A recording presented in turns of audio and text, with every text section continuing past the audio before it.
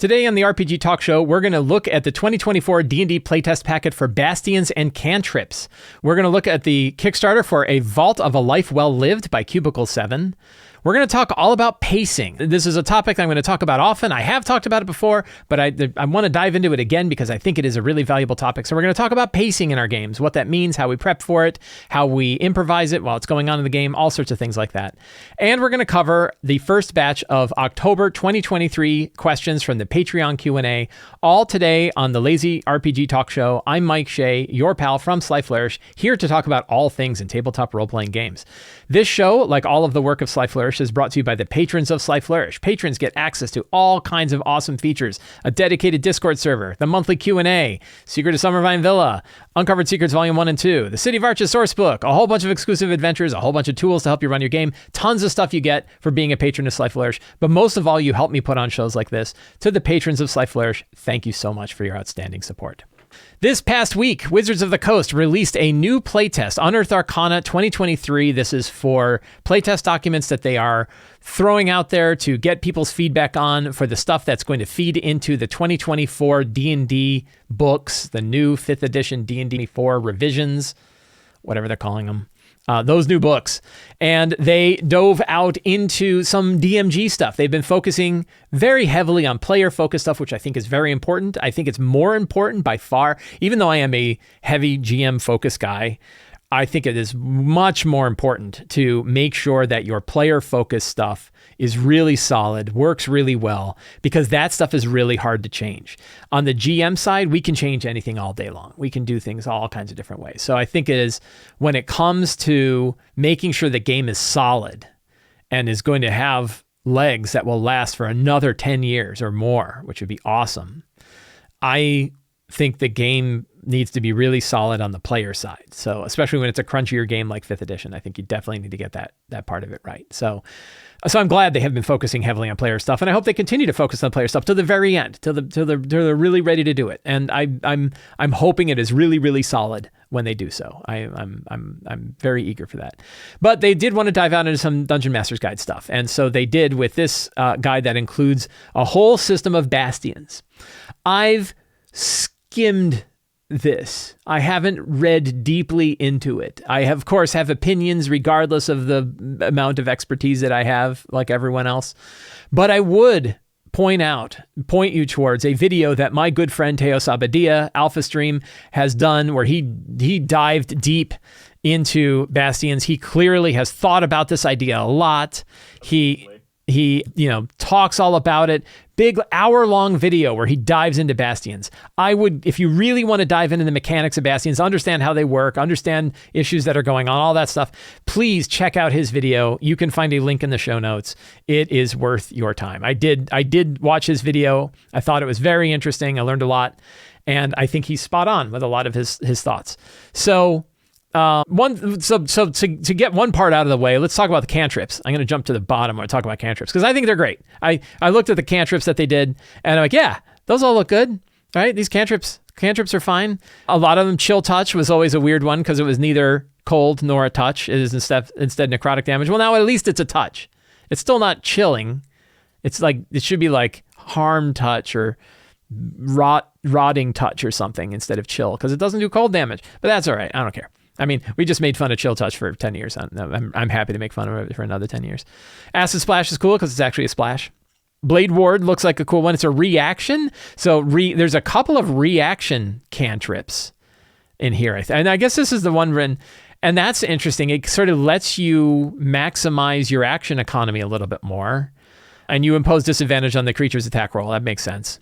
So instead of you having to cast it as an action and then have it happen the next turn, you can use it as a reaction. That's makes it a pretty good cantrip. Like, that's a pretty solid, it's like mini shield, right? It's sort of a mini shield. So that I think is kind of cool. It's only on melee attacks, so it's not on ranged attacks at all. So that kind of, limits it, which I think is good. But it's pretty powerful. But you need to be a caster that can cast this as a cantrip. So that works. I wonder if there'll be some dipping to get that for your like super protective warrior types. I don't know. Friends, I didn't really see what changed with friends. They get the charmed condition. Poison spray has a longer range, does more damage. That's pretty powerful. D12. Range attack, range is 30 feet, then it's a D12. That's a lot. But that's okay because then now we finally have something that competes with Toll the Dead. I heard some chatter about Shillelagh. I haven't really thought about it much. It looks fine. The one that got my mind was True Strike because I hear True Strike complaints all the time. People have been complaining about True Strike forever. This one looks pretty good, that you make it as part of your attack. Guided by a flash of magical insight, you make one attack with a weapon using the spell's casting. The attack uses your spell casting ability for the attack and damage rolls instead of using strength of dex. If the attack deals damage, it can be radiant or normal damage type. And then it does some added damage when you're scaling up. So it scales up nicely. That seems better. I don't know if it's really I don't know if it's powerful enough. Would you use this instead of using any of your other cantrips? I don't know, but it's better than what the old True Strike was. So I think it's good. So, those all look fine to me. I looked at those. I was like, oh yeah, those are cool. And it's got little design notes, which I think are great. You can learn about why it does what it does. So that's fine. No real issues there. But then let's talk about Bastions.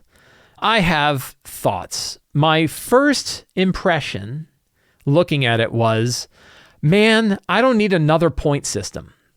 So there's a whole thing in here about Bastion points, 20 BP, 70 BP, 250 BP, 350 BP, 7 BP, that you spend Bastion points to do things. And you can use Bastion by a special facility in Bastion generates Bastion points during a Bastion turn. Depending on facility, Bastion points are characterized. Bastion points are an abstraction, reflection of the benefits characters accumulate when their Bastions are operating. Exactly how amassing and spending Bastion points leads to characters acquiring magic items is up to the player in imagination. Perhaps the Bastion hireling spread word. So my problem is that abstraction content. There's no understanding of what Bastion points are in the world. And we already have a point system for this kind of thing that is in the world called gold. So why don't we just use gold? Like, there's probably a subtlety here that I don't get about why you can't use gold to do this instead of using a whole nother, kind of commerce, a whole nother subsystem of economy. But why not just use gold? Bastions can earn gold, you can spend gold. You can earn gold while adventuring to get your Bastions to do things that you want them to do by spending gold on them. If the whole point of Bastions, or one major point of Bastions, is giving you some more stuff to do with your gold, why not use gold as their thing? I don't know if there's some good reason why you need to have another economy, another meta currency. Just gold, just use gold, right? So that was one big thought. Another big thought, which didn't really occur to me until I was talking with some other friends of mine, and they brought up the point of this thing, and Teos brings this up, this is 20 pages long. So here's my hot take. You're going to get a hot take. This is a great system, or a good opportunity for a great system for a book like Xanathar's and Tasha's. I don't think you want to put this in the Dungeon Master's Guide. Because the Dungeon Master's Guide everything in the Dungeon Master's Guide has to be there to support a game that's been around for 10 years and is going to be around for 10 years. This is just like a big idea somebody had. Now, I know that, my wife brought up the fact that, this whole idea of having home bases and stuff like that has been part of the core of D&D since like the 70s. And she's absolutely right. But not like this, and not 20 pages of it. And the big question is, if you put 20 pages of Bastions stuff into your Dungeon Master Guide, what are you not putting in the Dungeon Master's Guide instead?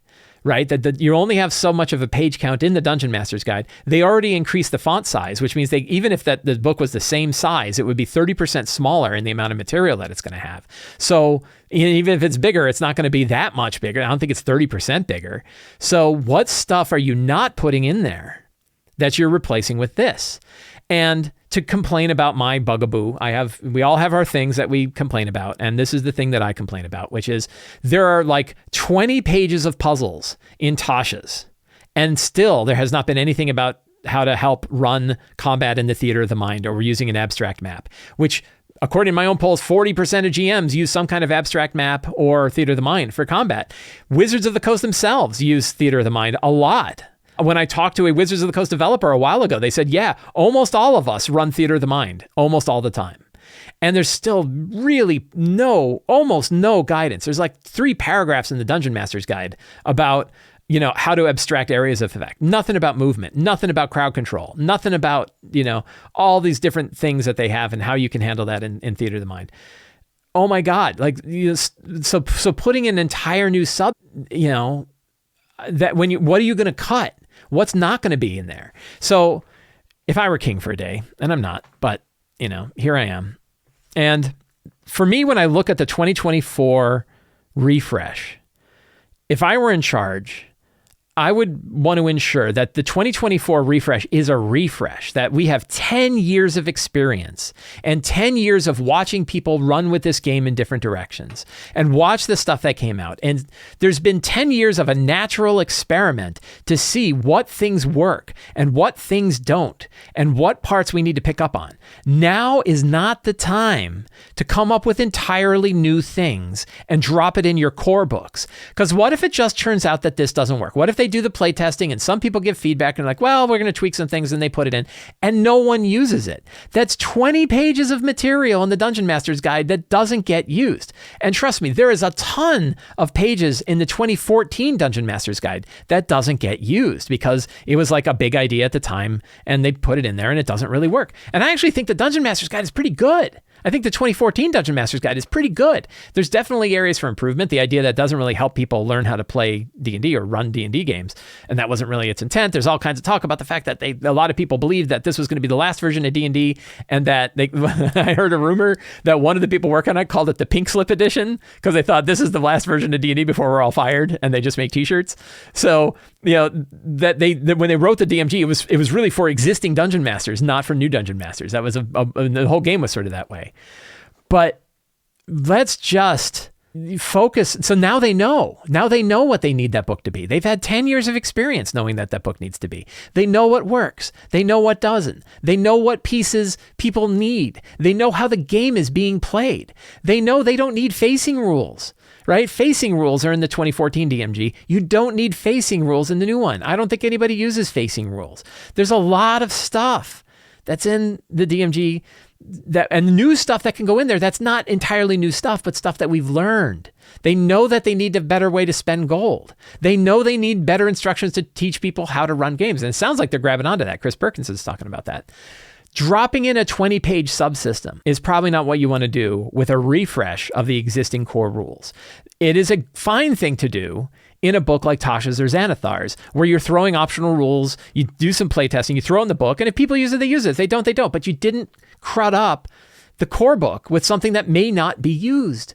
So that's really my big issue with this, is not what it does or how it works or what's working or what isn't, but that it's a really big section of the book that is brand new.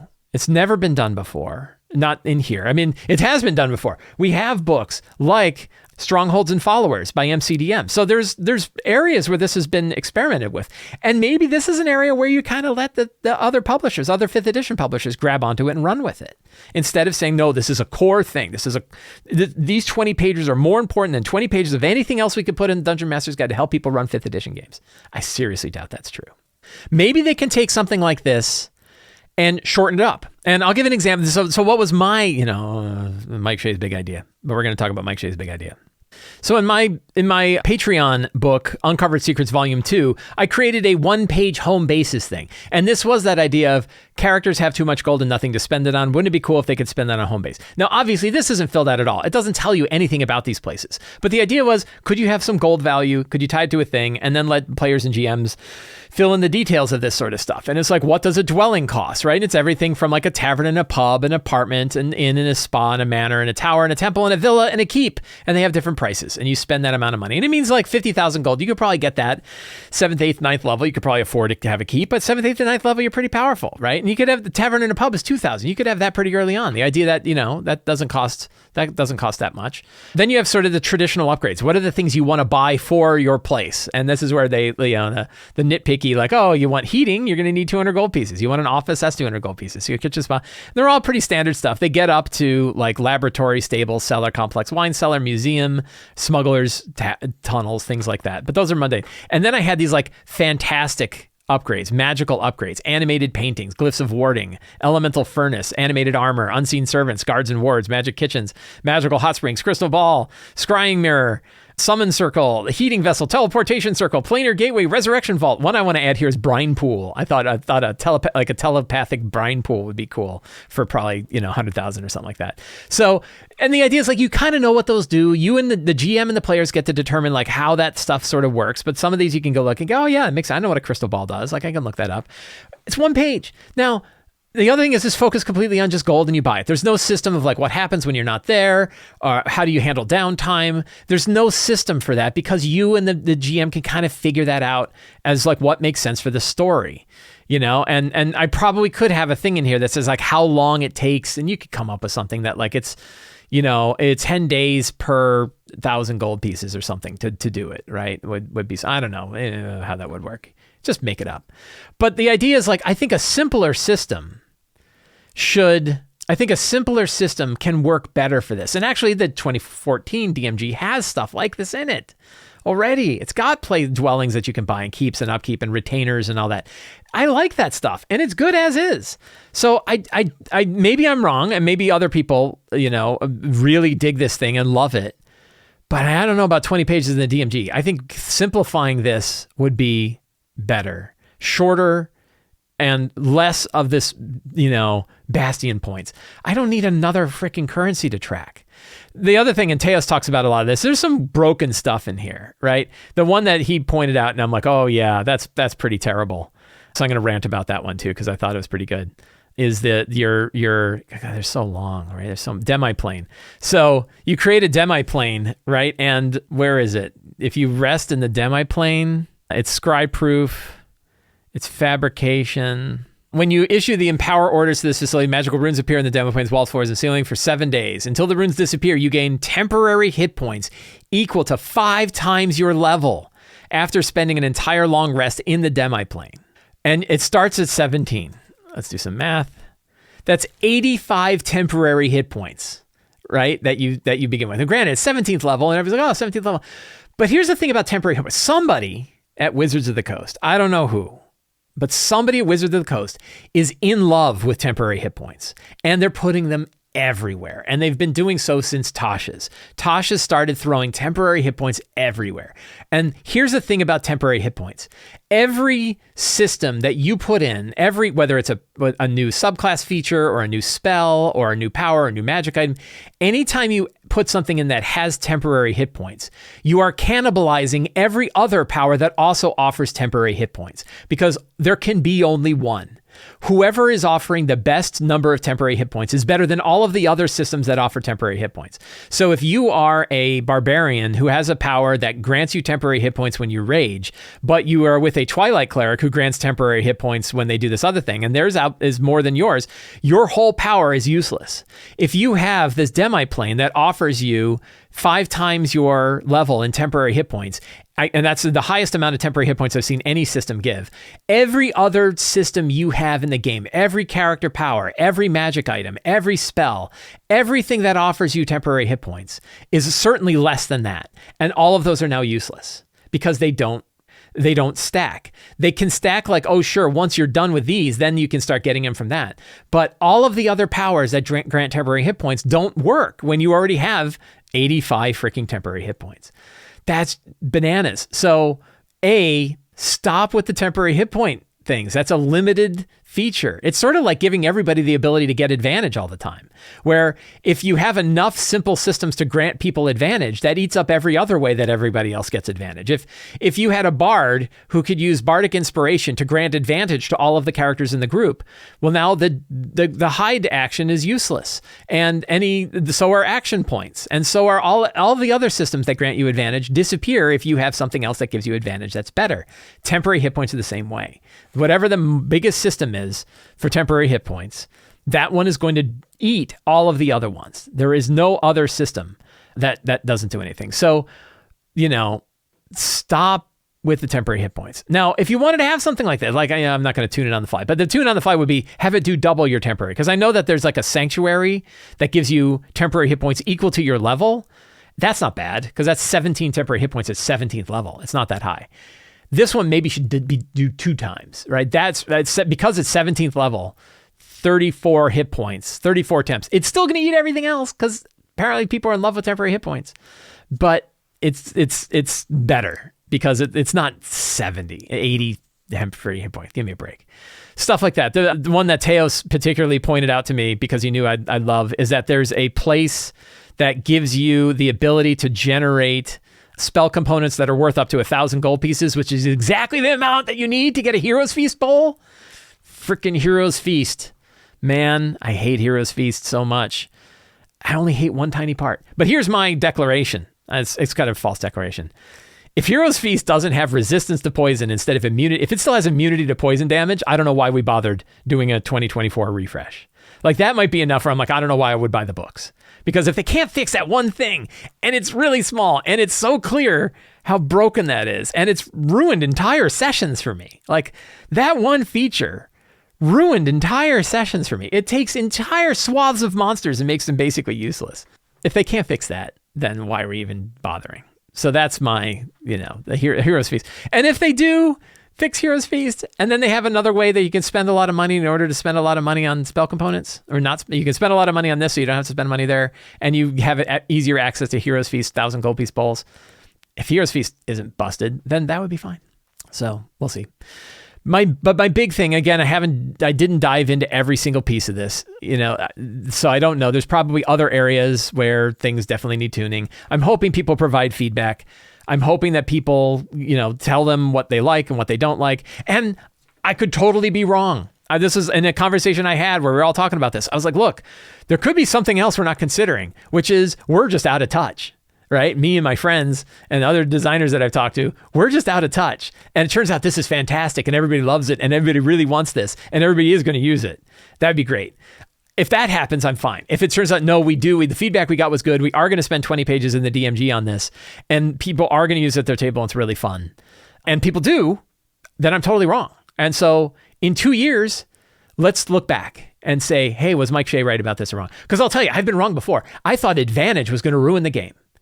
I remember when they first started talking about Advantage and I was like, that's bananas. That's so much more powerful than the +2 bonus that we had in 3.5 and 4E. That's ridiculous. You're going to bust the game. The game's going to be, this is the worst. It's going to increase critical hits and blah, blah. And I freaked out and I wrote stuff about it. Other people wrote stuff about it as math. There's all this stuff with mathematical equations and charts and tables and all this stuff about how it's going to ruin the game. And then here we are 10 years later and it's really great. And we all like Advantage. And then a lot of us were like, I used it at the table and it turned out it was really fun. So I was wrong about Advantage. Totally wrong. I thought it was going to be game busting and it was going to make the game too OP. And there's some areas it's a little OP, but it certainly hasn't broken the game. And it certainly, I think, is super fun. And now like every other system is putting Advantage in place in lots of different places. So that's one where it's totally wrong. So maybe I'm totally wrong about this too. Maybe it turns out, no, these Bastions are awesome. Maybe they tweak them a little bit and they fix some things. They put them in the DMG and people love it. And now there's this whole other cool system that people can use to have home bases on top of their characters and everything else. That sounds great. Honestly, though, I still would bet that being in a supplement would be better than trying to stick it in the DMG. That's my, I would pay special attention to that if I were them. So that's my thoughts and rants about the 2024 D&D playtest for Bastions and Cantrips. The Vault of Life Well Lived by Cubicle 7. A Life Well Lived is a 5th edition product made by Cubicle 7. Cubicle 7 did the Uncharted Journeys. I just did a spotlight on Uncharted Journeys. I love that book very much. It's a really, really cool book. Very well done. I backed the Kickstarter for it. I got the book and really enjoyed it. And A Life Well Lived is done by the same group. And what I'm particularly interested in with Cubicle 7's approach is they could have just said, hey, we're going to do a monster manual, a player's handbook, and a Dungeon Master's Guide sort of books for our 5th edition take called C7020. But instead, they clearly looked and said, what are some areas of this game that aren't totally fully fleshed out that we could focus on and make a really good deep product that covers it?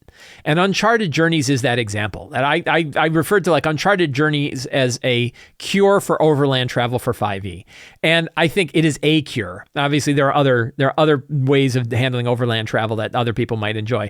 But I thought Overland Journeys was really, really good and a really fantastic book. So then when I found out that same group is doing A Life Well Lived, And it's all about character development. It's all of the things about how you build your characters up, the deep build of characters, where they came from. What life experiences do they have? How does that draw into them? What's their, so more than just like a background, you have like a life path system, which I think Cubicle 7 might have included in other RPGs of theirs. I'm not sure. Downtime activities, camping activities, patrons, and then what you do when you retire. How do you leave? How do you leave the whole world? And it reminds me a lot of one of my favorite sections of Xanathar's Guide, which is the This Is Your Life section of Xanathar's Guide. So Xanathar's Guide to Everything includes a pretty meaty section of different tables that you can roll on to determine where you came from. Who were your parents? What happened with your parents? Who were your siblings? What happened with them? Do you have any previous villains? Do you have previous lovers? Do you have friends or rivals or whatever? And you could build this rich backstory. And the cool bit was, and I hope they do this with A Life Well Lived, one of my critiques is that there isn't a sample chapter to tell us exactly what this book looks like or show us what it actually looks like. I would love to see a table of contents. I would love to see some sample chapters from it. I think that would be something that would really give me an idea, because this sounds great. The question is it going to be using random tables? Is it using some kind of other thing? How is it letting you build it? Because I'll tell you, the random tables in the Xanathar's Guide for This Is Your Life were fantastic. And it let you build really fun and rich characters just by rolling some dice. And like my wife and I were talking about, we just loved, and I've done it before where it's like, you don't really want to sit and think about this whole big backstory. You can just roll these and then start to weave together this picture of where your character came from. And I think that's really awesome. What I would love to do, I would love to do this for something like Shadow Dark, where you do it for your 0 level character who then gets hit in the head with a rock and dies in the first scene. It'd be very fun to spend like 2 hours building this super rich backstory and then just have them get killed. Or you could do this whole thing for an NPC that gets thrown off a cliff. Like that would be kind of fun. I'm making that up. I don't know how fun that would be. That seems like a lot of time for a joke. Yeah, somebody brings up Traveler. Travelers are really fun. If you've ever played the Traveler RPG, where you roll this incredible system of like how you got to be where you are, and you can literally die during character creation. I had a character who died during character creation. It's really, or retires or whatever, and then you got to start over again. So it's really fun. Really fun to see how this whole thing kind of works. And yeah, so I love the stuff that I've seen from Cubicle 7. They've made some really beautiful, outstanding products. I am very excited to see A Life Well Lived, and I backed it myself. And I hope you will too, because it looks really, really cool. So you can find a link to the Kickstarter for A Life Well Lived down in the show notes. And it looks like a really fun product. And I'm eager to see what else they do, because Cubicle 7 has done this great job of nailing these slices of this game and expanding on these slices, particularly with Uncharted Journeys, which I just thought was fantastic. I'm curious, like, what other ones do they have? And I want to see what their their take on the C7D20 system is going to be like. What's their 5th edition take going to be like? It's going to be hard because we have a lot now. We have Tales of the Valiant. We have Level Up Advanced 5e. We have 2014 D&D. We have more D&D coming out. So we already have like 4 systems in the next year we're going to see. What's that 5th system? And there's a whole bunch of others too. There's a whole bunch of other 5th edition systems. So how opinionated do you make the system? How divergent do you make it from other ones? How close do you make it to other ones? These are deep questions, and lots of people are struggling with this. Tales of the Valiant has a philosophy. Their philosophy is staked pretty close to what the core 2014 D&D is like. And a lot of people are like, well, why am I buying this if I have that? Now, they have a lot of other cool features. I think I'm definitely excited for Tales of the Valiant. Then you look at like Level Up Advanced 5e, who refined a lot. I love it. It's a fantastic take on 5th edition.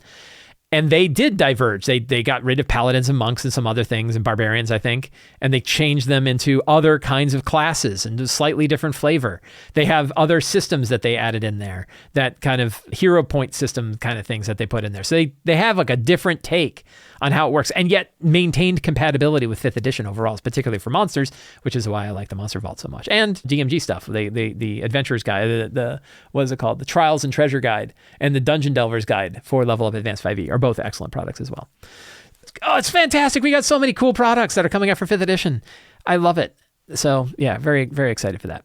So, patrons of Sly Flourish get access, as I mentioned, to all kinds of cool things. I wanted to point out one specific thing that patrons of Sly Flourish get. This is an example of some of the exclusive adventures and things that they get. This one is called The Secret of Summervine Villa. This is specifically written for the City of Arches source book. Will almost certainly be, when I get around to publishing this as an actual physical book, Secrets of Summervine Villa will be included in the City of Arches source book because I like it so much. So The Secret of Summervine Villa is an adventure toolkit.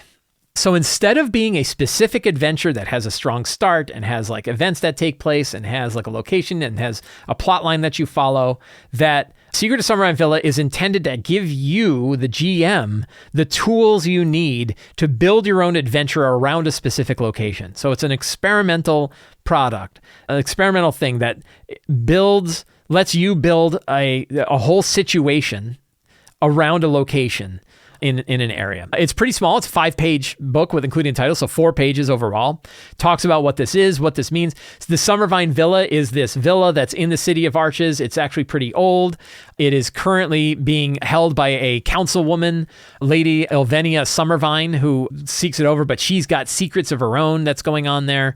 And she secretly wants to break the current political arc of the City of Arches.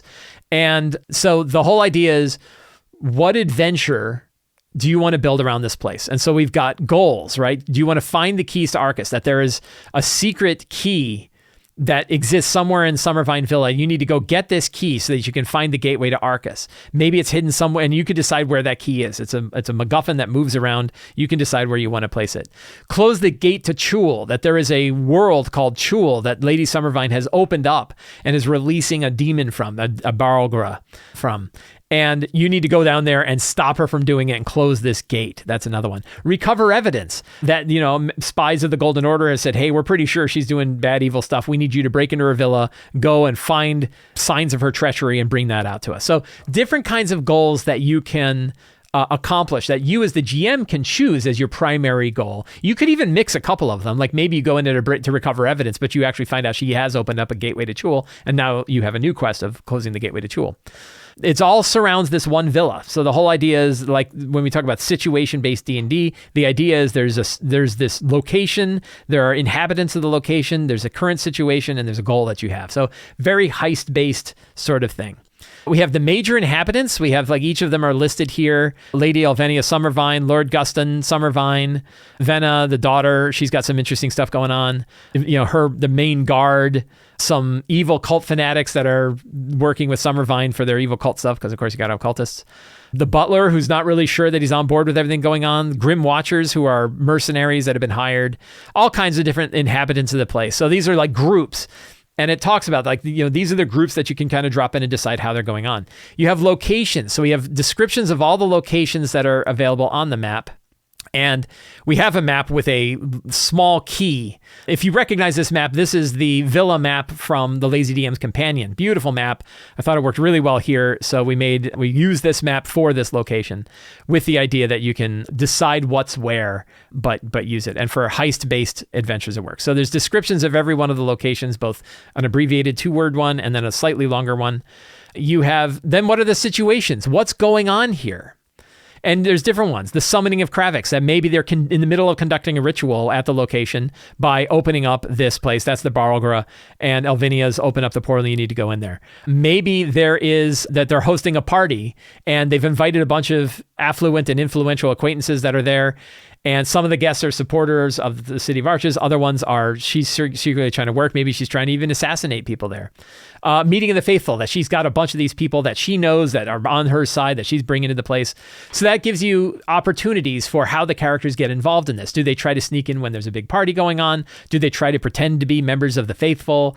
Do they just go in there, kick in the door and start wiping out cultists? Whatever you want to do. And then what are the complications? So this whole thing is about those kind of heist-based adventures. You have a location, you have inhabitants to that location, you have a situation that's going on, you have a goal, and you have complications, all built into this one, 4-page adventure scenario, adventure toolkit that you can use. I actually ran this myself. I ran a party where they were gathering evidence against her, and she was conducting a ritual down below, or she was meeting with her faithful down below, and it was really fun. And I'm going to speak well of my own product. I had the material that I needed from this toolkit to be able to let it go any direction they wanted to go. The players had all kinds of different places they wanted to go and things they wanted to do, different ways they wanted to get involved, and it gave them lots of opportunity. I think it was a really fun adventure. So this is just one of many different things that you get by being a patron of Sly Flourish. So I hope you will consider signing up. The link to join the Patreon is in the show notes below. Pacing our RPGs. Monty Cook had referred to pacing as being the most important skill that a GM can master. And it is getting pacing right is very much an advanced GMing skill. Knowing how to keep things moving at the right pace, knowing how to twist the beats. I have a chapter on it in Return of the Lazy Dungeon Master. I've written about it many times on Sly Flourish. I've done other videos on it. I think it is a topic always worth coming back to and thinking about and discussing. And when we are looking at products, when we're looking at adventures, when we're looking at our own notes or how we're operating, I think it's really worth talking about and thinking about pacing. That, how does this affect pacing? What's their expectation for pacing? Is the pacing built up front, or is it something I now have the tools to improvise while I'm running my game? All of those questions are there. And this came up for a couple of reasons. One is I had an interesting game on Wednesday night where I was thinking more about pacing and seeing what the pacing of that game was like and where it was high and where it slowed down and where it kind of evened out. And also was part of a discussion on my Sly Flourish Patreon Hero Tier podcast called Readings and Reflections. Hero Tier subscribers to Patreon get a weekly podcast called Readings and Reflections, where I read the most recent Sly Flourish article and reflect upon it and dive deep into it. And I did so. And that brought this topic up as well. The article that I talked about was called How Many Rounds of Combat Are Ideal? You can see the article directly on Sly Flourish. You can also get it by subscribing to the Sly Flourish newsletter. You can't get it now because it's not going out in the newsletter. But future ones you can get by subscribing to the Sly Flourish newsletter, which you should do in the show notes. And the whole thing about how many rounds of combat are ideal, the thing in my readings and reflections that I talked about was that it's actually, that's endemic of another question, which is what's the right pacing for the game and how does that work? And the idea that there are an ideal number of rounds of combat, and spoiler, there are not. But if there were, the reason why there would be is because of pacing. That you would think that, that's the right number of rounds of combat to fulfill a enjoyable battle where it's not too easy and boring and it's not so hard that it's a slog. But the reality is that whether something's so easy that it's boring or whether it's too hard as a slog really doesn't come down to the number of rounds of combat. It comes down to other features. And that's what I kind of wanted to dive into. The same question exists when you talk about things like how many encounters should there be in an adventuring day? And there isn't an answer to that either, in my opinion. There are systems, and people have talked about how many, and usually they're talking about like attrition of resources as the important thing for something like how many encounters in an adventuring day. But that doesn't have anything to do with how fun the game is or what the pacing is. And that's why I think when you think about pacing, it's more, to me, it's more important to give yourself as a GM the tools and the capabilities to work with the pacing of the game while you're running it than it is to try to map out the pacing of the game before you run it. So John Four over at Role Playing Tips has a topic that he's talked about pretty much as long as I've been talking about, like 8 steps for Return of the Lazy Dungeon Master. He's been talking about the concept of 5-room dungeons. This is something that's been picked up elsewhere. I saw recently that Dyson from Dyson Logos, who was here in our Twitch chat a little while ago, I don't know if he's still here, but he built dungeons that are built around the 5-room dungeon idea. And the 5-room dungeon idea is essentially a model for pacing, that when you look at what a 5-room dungeon has, that the 5-room dungeon breaks things down into 5 different encounter types that are chained together. And those are an entrance and a guardian, a puzzle or role-playing challenge, a trick or setbacks, a climax, and a reward. And if you think about that, it's like a high, a lower pacing, a dip, then another big high, and then another dip. And it creates this, sine wave kind of cycle. And that's intention is to, that intention, that is intended to build a pacing for the game that you can prep for. he and I talked about this. Actually, John Four and I have a series of videos that we did together where we talked about 5-room dungeons, and I was trying to dig into the idea of like, how would you improvise 5-room dungeons, or how do you sort of keep the model in mind, but bring it out while the characters are going different paths? Because an issue with the 5-room dungeon is it assumes that you go into room 1, 2, 3, 4, and 5. You don't go from room 1 to room 4, but then you get like your Jayquay style dungeons, your Jayquay's style dungeons, where they can go any direction they want. Then how do you do the pacing that way? So we had some thoughts about that. We had some videos, but so there's a lot of ideas about how to model the game to kind of have the pacing built in. That idea of having a set number of rounds in a battle, the idea of having so many battles per adventuring day, the idea of things like 5-room dungeons. There's other ways that people are building pacing into the prep work to make for that fun game. But I'm a bigger believer in the idea that giving yourself the tools to improvise pacing is more important, because you just don't know what things are going to be like. And sort of this is sort of a parallel to the way that encounter building works, where I've talked about the lazy encounter benchmark, which is this way of kind of determining if you're in the red with how many monsters you throw at your characters, depending on the situation in the game. And it's a very loose system. It doesn't matter how many times I say this, that it's a very loose system that's really only intended to give you a rough gauge of whether an encounter might be inadvertently deadly. People still use it as a system, and they still use it to do math and calculations and stuff like that, which you can do. It's not that is wrong, but they forget step 1, which is pick the monsters that make sense for the situation first, and then use the benchmark to see if you went overboard. It's not a currency system. It's not designed to be a system where you build encounters from it. It's designed to be a benchmark that you use to test the encounter before you run it. In the same way that there's so many other variables that affect how challenging an encounter is going to be, like terrain, magic items, synergy between characters, experience of the players, all different kinds of things. It's like there's a whole bunch of them. We talk about this a lot in Forge of Foes, that there's a lot of different ways that an encounter can be challenging, other than the challenge rating of the monsters, the number of monsters, the level of the characters, and the number of characters. The same is true when you're talking about things like pacing, that there's many variables that are going to determine the pacing of your game that you won't know until you're running it. Like, how late is it? Or how's the timing of the rest of the adventure going? Are we carb crashing right now? Did one of the players have a bad day? Did they have an argument? Did they roll significantly poorly when they thought they might roll well? You don't know what's going to happen. That's going to change the feeling and the pacing of the game until you're in it. And then when you're in it, you want to have the tools to say, wow, everybody's kind of tired, or this scene didn't play out like I expected it to, and everyone's kind of bummed. I need to be able to add some excitement here. And, you need to have those tools on hand, I think, to be able to change those things. Wow, I thought this battle was going to be really fun, but now it's just a slog. Or I thought this battle was going to be really challenging, and they just ate through everything way too easily. What are the tools that you have to help you maintain a pace with this whole thing? I think is really important. When I was talking about the game I had on Wednesday, the interesting thing is I had a really strong start, a really cool Dwarven Forge, really fun. Why don't I show it? Because I can show off. I'm allowed to show off. It was cool. So I had this really fun Dwarven Forge layout. The characters, when they saw it, they go, I find it very concerning that this whole thing surrounds this giant bottomless pit. But the bottomless pit looked really cool. And I'll give you a hint. When you put a bottomless pit in the center of your battle environment, 2 out of 3 times it's the monsters that are going to go in there. Maybe 4 out of 5 times it's the monsters that are going to go in there. So I definitely, my wife with her barbarian, her bearfolk barbarian, Bruno, loves grabbing bad guys and throwing them into pits, and managed to do so a couple of times. I believe there was a necromancer. She wasn't a necromancer. What was she? She was like a evil, was she a necromancer? I don't think so. She was like an evil spellcaster, evil sorceress, like a necrotic sorceress, ghoul, Darakul.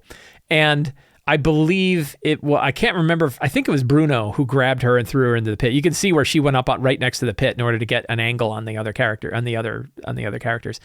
And Bruno went and grabbed her, and she rolled a 2 on her athletics check, and Bruno rolled like a 23. And I was like, it's like picking up a bag full of sticks. It's like a small garbage bag full of compost, and he like grabbed it and threw it right in. Really fun. So that was high energy, right? A lot of fun. People really enjoyed it. They loved, there she is right on the edge of the pit. So people really had that fun in that battle. It took about an hour, maybe a little less than an hour for that fight, but it was a really fun, cool Baldur's Gate 3 style, Z-axis, cool terrain, fun miniature fight.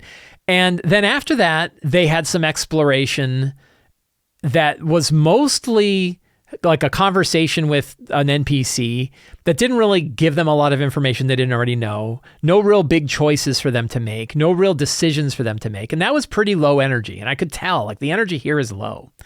And then they moved to the next scene where they had a situation. They knew that they had a thing they needed to do. They knew the location where they needed to do it. They knew who the inhabitants were, and they had to make choices about where they were going to do it. And that act of making those choices is actually not super high energy. It's definitely more engaging. They definitely have a lot of choices that they can make. But there's also a lot of like back and forth and what if we tried this and what if we tried that? And that can get a little tiring too. So, I realized that like afterwards I was thinking about the pacing of the game and I was like, it was really high and then it was kind of low and then it was sort of medium. And, so that question of like, can you look at the scenes that you're preparing and say, is the potential here for a high scene? Like the high scene is sort of the doing, like planning, learning about is pretty low. The planning is kind of medium. And then the doing part is pretty high. But the doing part often doesn't have a lot of big choices. Sometimes it does, but most of the time it's pretty tactical choices. Hey, we're going to do this thing. We're just getting engaged. And that's your high pace. You're fighting a battle. Combat in D&D is definitely like usually a pretty high energy thing. But then you can also have beats in there too, where it's high energy at first and then it gets low energy and then so on. So that pacing can change a fair bit too. But generally, like you can think of your combat scenes are pretty high energy as long as you keep that energy high. And that's why there's so many dials in battles that I offer up to keep your energy high as long as you want it, and then move on when that energy is starting to dive down. Like drop the hit points to monsters to 0 and get them out of the picture fast so that you can move on with the rest of your game. But it's important to think about those games. And I'll tell you, like the lowest pace scenes, and these are hard not to do, are exposition. Scenes where the characters are just learning things. They meet an NPC and the NPC just vomits forth a whole big dialogue about major stuff. And the most action that the characters are taking is maybe one of the players is writing some notes. And they're not making any choices. They're not doing a lot. That's pretty low energy. So those exposition scenes, we want to be really careful with those because they're definitely going to be low pace. Now, it's good to do one of those after you have like a big battle, because it's okay to have some low pace where they're like, hey, I'm going to go grab my dinner real quick while we're here in this exposition. Like you have breaks, right? And then, then the kind of exploration, then when they have high tension, that can be pretty high pace. So, it's important to look at these different scene types and see where it's going to go. And then there's another major piece to this that I was thinking about, which is when most of the time you may not have to do anything at all. That when you're running your game and you're at the game, you may not have to do anything, that the pacing takes care of itself. What happens. People are happy. There's almost a natural system. I remember Robin Laws, who talked about Robin's Laws. He wrote Hamlet's Hit Points, which talk about upward and downward beats. And in that book, he says, like, by the time you've internalized this, you've maybe already have internalized these ideas of upward and downward beats. And you don't even think about them. They're just done. But certainly, like once you start thinking about them, once you start using them, eventually they fall back. You don't need to use them. The game just follows that way. That because you as a GM are experienced, you kind of know how to keep the pacing up, and you just do it anyway. You know when to put your upward and downward beats because that you just can feel it. You just feel how that works. And I think that is really good, which means that probably much of the time you don't need to do anything. The game just goes the way the game goes. But then on occasion, you want to steer it. There are occasions where the mechanics of the game or the situation of the game or something in the game has steered the pacing down the wrong path. And that's when you want to hang onto the wheel and give it a little tug and move the direction back towards the pacing that matches. It's like ending a battle early, throwing a battle in if things are getting too quiet, making sure you're putting some important decisions in front of the characters if they don't have it. Tapping into the character's knowledge of something instead of just giving exposition, finding these ways, those are important. And there are a few areas like this in our role-playing games where we can just sort of have our hands off the wheel and let the game go forward as it's going, and only occasionally you have to grab it and kind of steer it towards it. And another example is like realism versus fun, which isn't it's a false dichotomy. That realism is often fun, but sometimes realism leads down a path that isn't fun, and then we want to lean towards fun. So when you're thinking about like what makes sense, this is one of my most common pieces of advice for running a role-playing game is what makes sense given the story and the fiction in the game. How many monsters you choose is not based on how much resources you want to take away from the characters.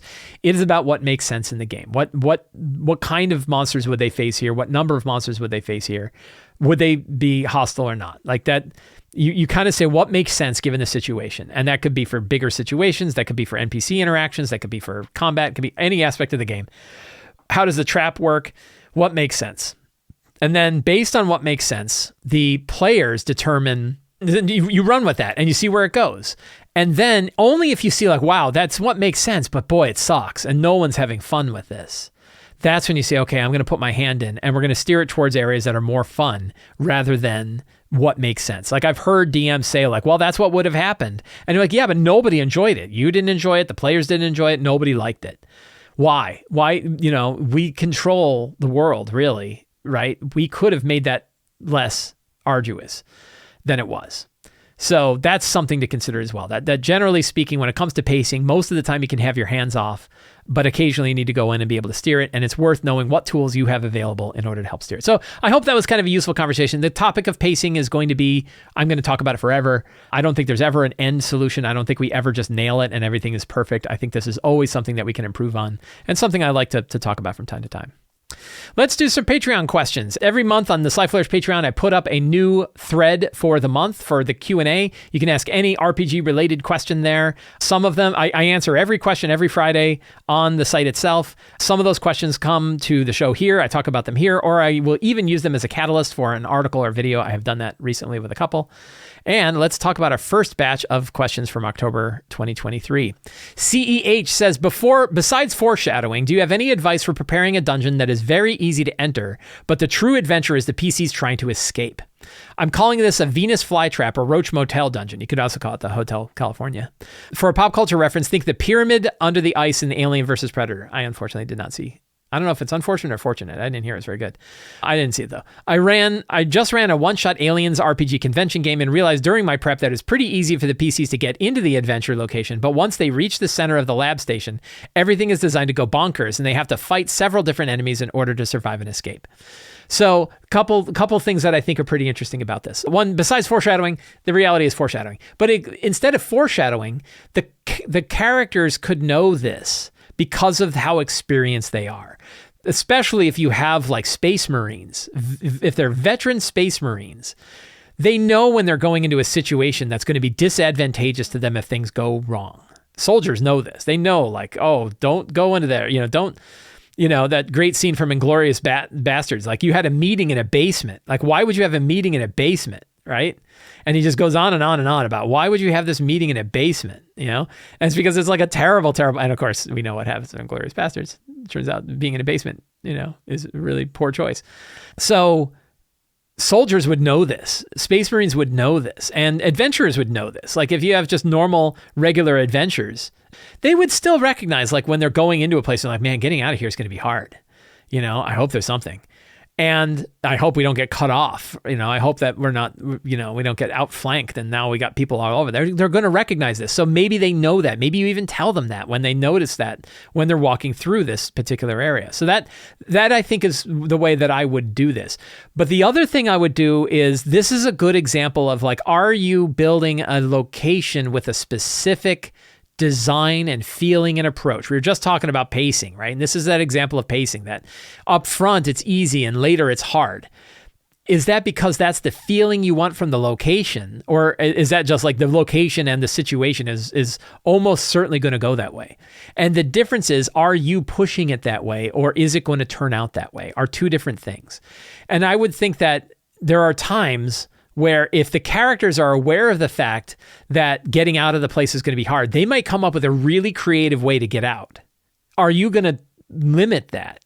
Are you going to cut that back? And it's funny because, like, if you think about, we were talking about Alien versus Predator, and I've seen Aliens. Who hasn't seen Aliens? Is a fantastic movie. If you haven't seen Aliens, you should go see Aliens. In Aliens, they have this whole scene where they're going into the complex. They think they found the tracker beacons for the colonists. They go in there, and then they find things out like, oh, that's right under, isn't that right under the heating vent for the reactor? If they shoot that, this whole place could go up, right? So they put a limitation in place. Oh, you're not going to be able to use your heavy weapons. You're gonna have to use small arms, right? And then they get other situations. Oh, we lost our shuttle, but luckily we can remote control the other shuttle, but we can't do it from here. We have to go all the way out to that other place. So Bishop has to go through this tiny little tunnel in order to get to the satellite dish so that he can manually override the ship and fly it down. And you think about, like, there was a lot of circumstances in that movie where they just had exactly what they needed to be able to survive and nothing else. And it was still going to be really hard.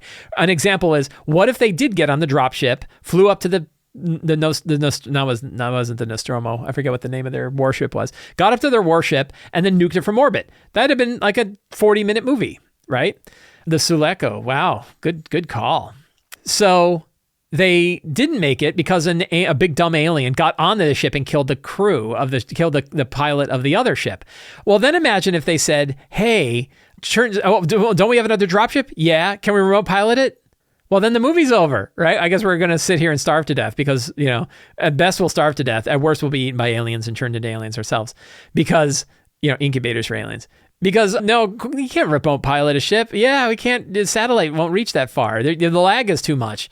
And we'll just crash the ship. There's no good way to remote control the ship. Sorry. Like, no, it turns out, you can remote control the ship, but you just barely do it and you have to go out to this other place. So there's all these things that kind of, these contrivances that make the story work. But in a movie, that's fine. In your game, it's not. Because when you're forcing the issue in the game, you're kind of taking ideas the characters might come up with and saying, sorry, that won't work because of X, Y, or Z. Now, if the situation just lends itself to that, and that's the way it ends up, that's cool. But the player, you want to give players the agency to be able to figure that stuff out. And they often don't like to follow the pacing of the game. They like to crack the pacing of the game and find out, oh no, we have a total easy way to get out. I think that's really the key to whether or not you're kind of making a thing go a certain way. Because in a situation-based RPG environment, the players might come up with really creative ways that break that feeling.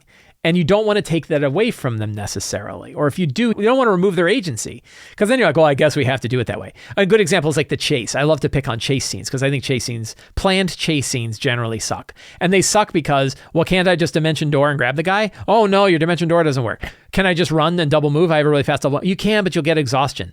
Oh God, right? Like, why are you're just making us go through this motion? And all of my cool ability, can I shoot him with a longbow?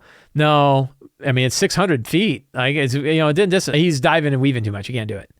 Lame, right? So don't take agency away from players and from characters who might short circuit the thing that you thought was going to go a certain way. The pacing worked out, but the players played a role in that pacing. They were smart and kept the threats at a reasonable level. If my players turned out to be foolish, a quick TPK was possible. Sure, and that makes sense, right? If the situation is just really hard, but they work out, that's exactly what you want. The main thing is you don't want to be taking away ideas or capabilities from the players because that kind of sucks. Really good question. That's why I put it here in this. Jonathan R. says, I'm about to run my first hex crawl, and I wonder how much of the map you show to your players up front. I see all kinds of different answers and can't quite grok the most satisfying way. I would expose what the characters know. So I did this I've been running hex crawls for the first time. Well, not the first time. I ran hex crawls when I did Tomb of Annihilation was the first time I actually did a hex crawl. And then we kind of joined it into a point crawl later because I think hex crawling kind of make it boring after a while. So here's an example of the hex map that I'm using for the Gloaming, my Shadow Dark campaign. You can see my other videos and podcasts where I talk about my prep for my Shadow Dark Gloaming campaign. And you can see that I generally show them what they know.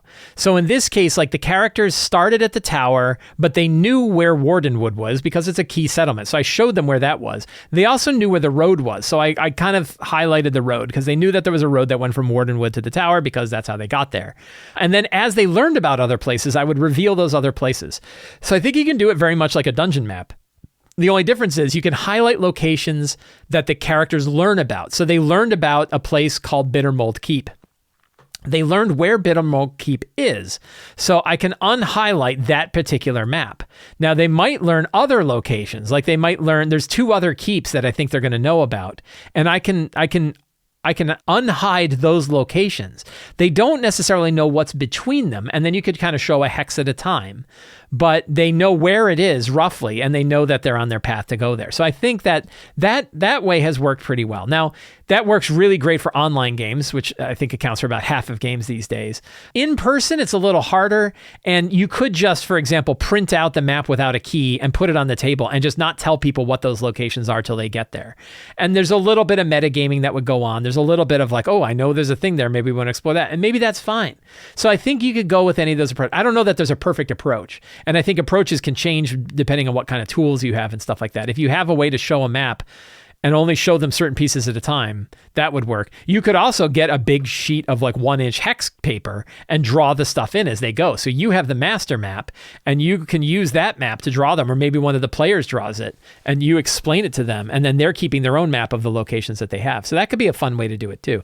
So I don't think there's an ideal way, but this way has worked well for me in the games that I've been running for my Shadowed Arcane, that you reveal the locations that the players know about or have been to, because what makes sense that the characters would know, and then what makes sense that they wouldn't know until they stumble upon it. I think that those are the big questions.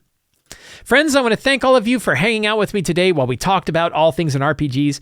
If you enjoyed this show, the best way to find all of the stuff that I do is to subscribe to the Sly Flourish newsletter. It is absolutely free to sign up. You get a free adventure generator PDF for signing up, and you get a weekly RPG-related article sent to your inbox every week. It's a really great newsletter.